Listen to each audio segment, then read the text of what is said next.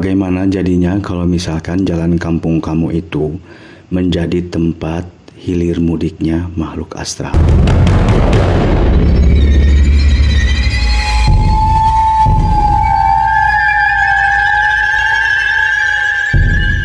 Ini ceritanya kejadian sama aku. Sekitar tahun 90-an aku pernah ngalamin kejadian dimana waktu itu aku ngelihat temen aku itu kayak ada dua. Dan ini benar-benar kejadian di depan mataku sendiri. Jadi ceritanya waktu itu temanku namanya Heru.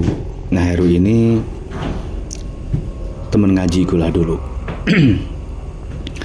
Ketika malam dia itu pas waktu dia pulang ngaji itu dia ngomong sama aku, nanti malam aku mau nginep di rumah kamu, katanya. Aku tanya, kenapa kau mau nginep di rumah aku? Terus alasan dia itu ngejawabnya, biar aku gak kesiangan aja. Soalnya kalau di rumah aku tuh kayak suka kesiangan gitu. Kalau kamu kan bangunnya suka pagi-pagi, subuh-subuh banget gitu. Jadi gak pernah kesiangan ngajinya.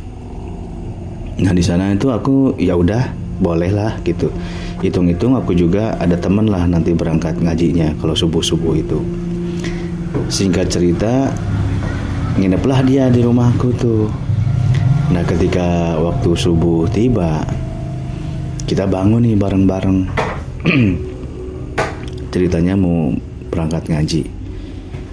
Nah pas waktu itu kita keluar dari rumah, pas waktu mau ngelangkah ke jalan kampung yang ada di depan rumah itu, tiba-tiba keluar dari pagar, aku ngelihat salah satu temanku itu lagi mau jalan.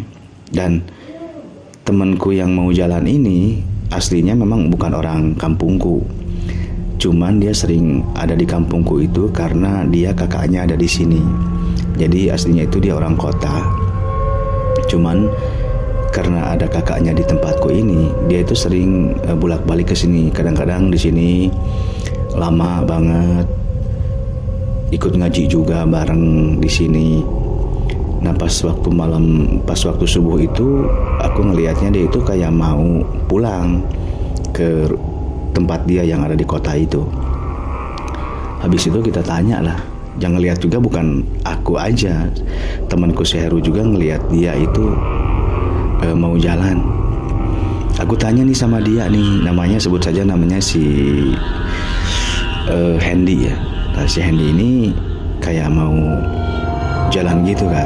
Aku tanya sama dia, Hen, mau kemana nih? Terus dia bilang, aku mau pulang, katanya. Oh, waktu itu kita ngejawabnya, oh ya udah, mungkin dia mau pulang. Dan dandanannya dia itu kayak ya selayaknya dia mau berangkat jauh lah, pakai sepatu, pakai baju bagus. Cuman dalam hatiku mikir, kok anak sekecil itu, waktu itu kan masih kecil ya kita tuh, kok anak sekecil itu berani ya jam segini mau pulang, sedangkan di jalan juga angkot belum ada nih. Waktu kita zaman masih kecil itu, waktu mau berangkat ke masjid juga kadang-kadang masih suka diantar. Lah ini anak kecil mau ke kota. Walaupun memang waktu itu ada angkot ya, tapi dari kampung kita mau ke jalan raya itu kayak ngelewatin sungai, terus ada rumpun-rumpun bambu itu kayak kita ngeri banget. Karena kita tahu di salah satu spot yang ada di dekat jembatan itu memang angker, karena di sana banyak pohon bambu, juga banyak kuburan di sana itu. Dan pas jam segitu itu belum banyak orang yang lalu lalang juga kan. Subuh-subuh itu biasanya masih sepi lah, gak kayak pas pagi. Singkat cerita, udahlah dia lewat, kita juga pergi kan ke arah sebaliknya. Dia ke arah timur, kita menuju ke arah barat. Nah kita jalan sambil ngobrol-ngobrol lah, nggak tahu yang diobrolin itu apa. Nah pas singkat cerita Pas waktu kita mau sampai ke masjid atau ke surau atau ke madrasah yang tempat kita ngaji ini, dari kejauhan itu kayak aku tuh ngelihat si Hendy ini lagi mau wudhu di kolam yang ada di depan masjid. Nah di sana itu aku tiba-tiba berdiri aja gitu, nge-freeze, berdiri mematung sambil ngelihat dia, sambil aku tuh bilang sama si Heru ini temanku, udah Ru, itu lihat tuh, bukannya tadi si Hendy ini lewat. Terus dia ngelihat nih, oh iya ya, kok dia ada di sini. Di saat itu kita berdua itu berdiri mematung sambil ngeliatin si Hendy yang kayaknya itu baru bangun tidur, karena kelihatan itu masih ngantuk sambil kayak mau wudhu tapi belum wudhu, cuman mainin air gitu sama tangannya, lagi males-malesan lah gitu. Habis itu kita deketin dia lah. Terus kita tanya nih si Hendy nih, Hen, bukannya kamu tadi mau berangkat pulang? Terus dia itu kayak kaget kan, ditanya kayak gitu tuh, mau pulang? Aku mau kok baru bangun tidur langsung kesini, katanya. Yang bener ah? Iya, katanya, aku tuh baru bangun tidur terus berangkat kesini. Nah habis itu kita itu kayak pandang-pandangan aja sama si Heru gitu, kayak percaya nggak percaya gitu. Sedangkan yang kita lihat tadi itu benar-benar dia dengan pakaian yang sering biasa dia pakai ketika dia waktu mau bepergian jauh. Pas waktu itu aneh aja gitu ngeliat dia itu kayak bener ada di depan kolam mau wudhu.